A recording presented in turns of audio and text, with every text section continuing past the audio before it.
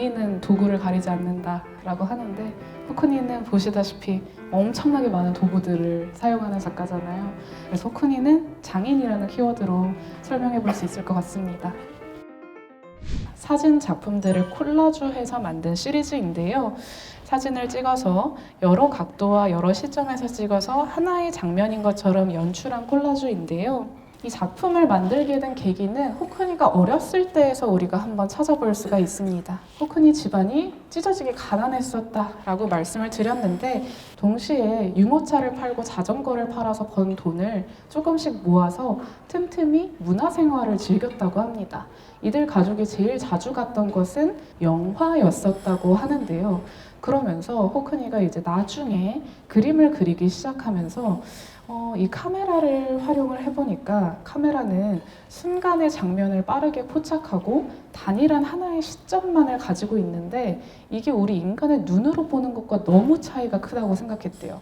일단 인간의 눈은 두 개고 우리는 정지해 있는 게 아니라 끊임없이 움직이면서 시각 정보를 파악한다는 거죠.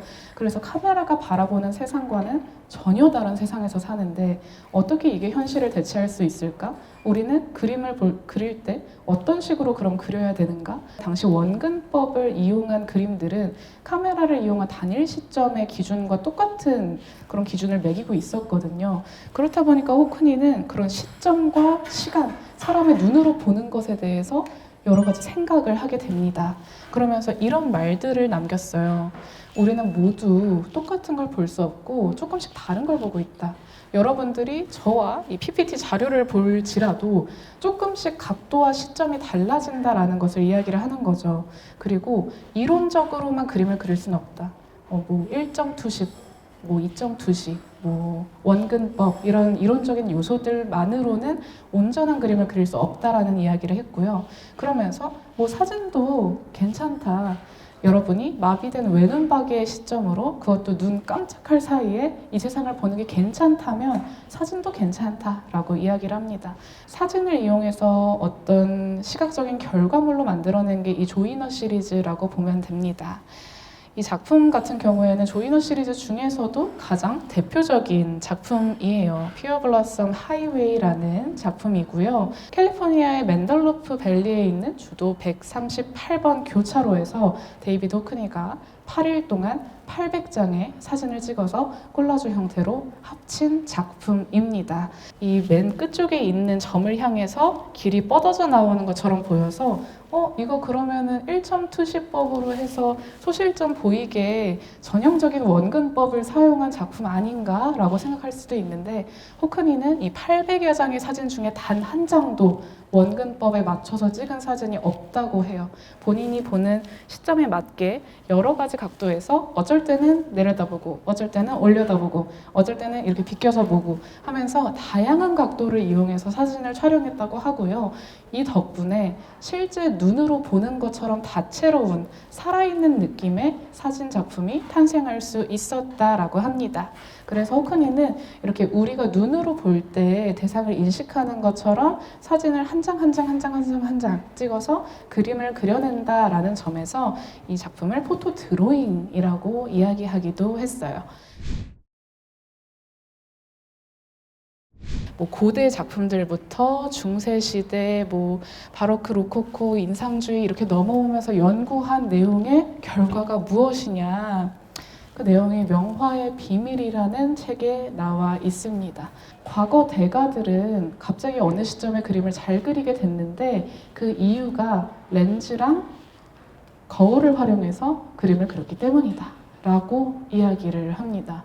그게 뭐냐면 카메라 옵스큐라라는 거 혹시 여러분들 들어보셨는지 모르겠어요. 이 당시에 렌즈를 활용해서 굉장히 정확도가 높은 그림을 그릴 수 있는 방법이었는데 오늘날의 카메라의 원리를 활용한 그림 그리는 기법입니다.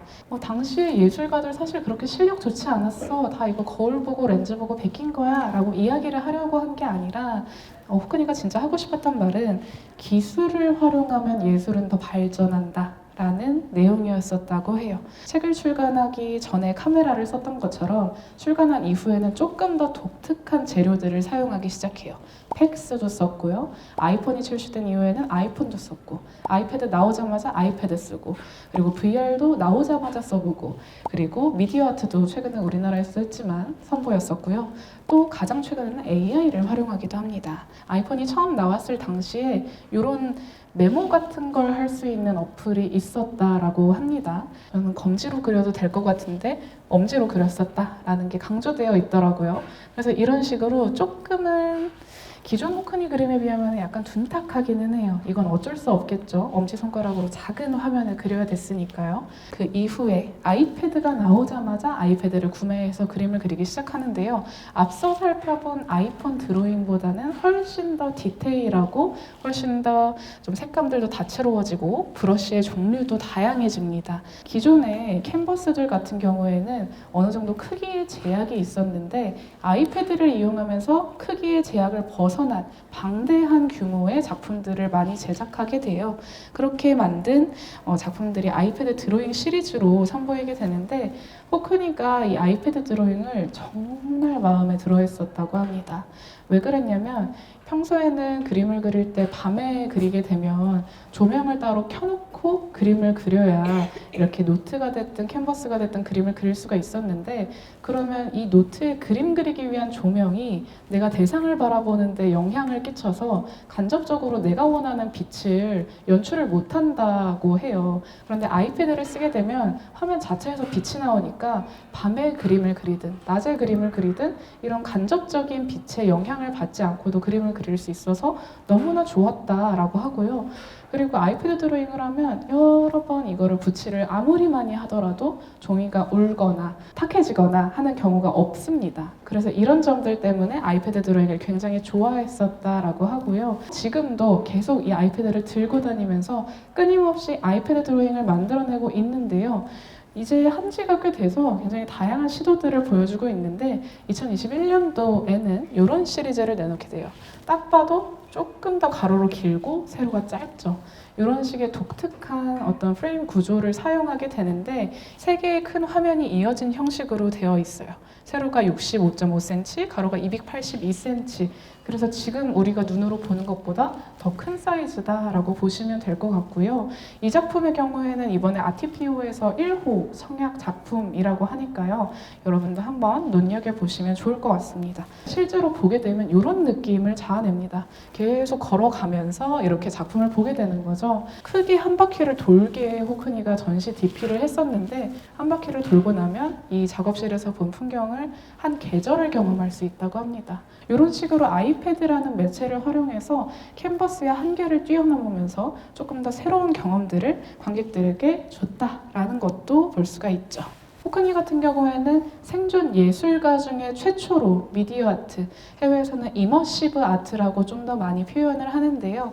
이머시브 아트 전시를 직접 참여해서 기획하고 전시에 함께 했어요. 이 당시에 이 이머시브 아트를 선보일 때 미술계에서는 그렇게 인식이 좋지는 않았습니다. VR이라든지 AI라든지 지금 신기술에 대해서 미술계가 워낙 좀 보수적이긴 합니다만 미디어 아트에 대해서는 너무나 안 좋았던 게 그 이미 죽은 거장의 작품을 영상화해서 트는 것밖에 더 있냐 라는 것 때문에 미술계에서는 그렇게 좋아하지 않았어요. 그리고 똑같은 영상을 계속 반복적으로 트는 것, 그래서 예술적이기보다 상업적이다라고 말하는 그런 미술계의 비판에 대해서 호크니가 조금 피해갔던 방식이 이 이머시브 아트 전시의 러닝타임이 1시간 남짓 되는데 그 1시간 동안 본인 작품 영상만 트는 게 아니라 일종의 데이비드 호크니 전기 다큐멘터리로 이 작품을 만들었어요. 그래서 본인이 활동 초기부터 해서 어떤 식으로 포토 콜라주를 하게 됐고 어떤 식으로 또 오페라를 하게 됐고 또 어떤 식으로 뭐를 하게 됐고 하는 것들을 나레이션을 통해서 이야기를 합니다. 물론 이 나레이션은 호크니가 처음부터 끝까지 읽은 건 아니고 인터뷰했던 내용들을 짜집기 해서 만든 나레이션이기는 한데요. 1시간 동안 호크니의 작품들을 영상으로 쫙 보면서 작품을 감상했다라기보다는 호크니의 예술 세계를 다큐멘터리처럼 근데 대신 엄청 몰입감 있게 봤네? 라는 생각이 들더라고요. 호크니가 영리하게 이런 미디어 아트라는 매체를 활용했구나 라는 생각이 들기도 했었습니다. 예술가들한테 가장 중요한 덕목 두 가지, 본인의 예술 세계를 확고히 하는 것과 세상의 흐름을 예리하게 파악하는 것, 이 두 가지를 정말 잘하고 있는 작가인 것 같아요. 근데 둘 다 잘하는 작가를 찾기가 굉장히 쉽지가 않거든요. 이 러브 라이프라는 말은 데이비드 호크니가 어떤 전시를 하고 난 후에 한 기자가 그래서 이 작품들을 통해서 관객들한테 어떤 메시지를 전하고 싶으세요? 라고 질문을 하니까 인생을 사랑하세요 라고 이야기를 했다고 합니다. 그래서 작품을 통해서 뭔가 어떤 거창하고 사회적인 메시지를 담고 세상을 변화시키기 위해서 그런 거창하고 화려한 이야기를 담는 게 아니라 우리의 인생이 더 아름답다라는 것을, 그리고 인생은 제법 사랑할 만하다라는 것을 이야기하는 데이비드 호크니의 예술 세계도 충분히 우리가 감상하고 즐기고 사랑할 만한 가치가 있지 않나라는 생각이 듭니다. 그래서 오늘 호크니의 예술 세계에 대한 이야기는 여기까지이고요. 오늘 강의 잘 들어주셔서 너무 감사합니다.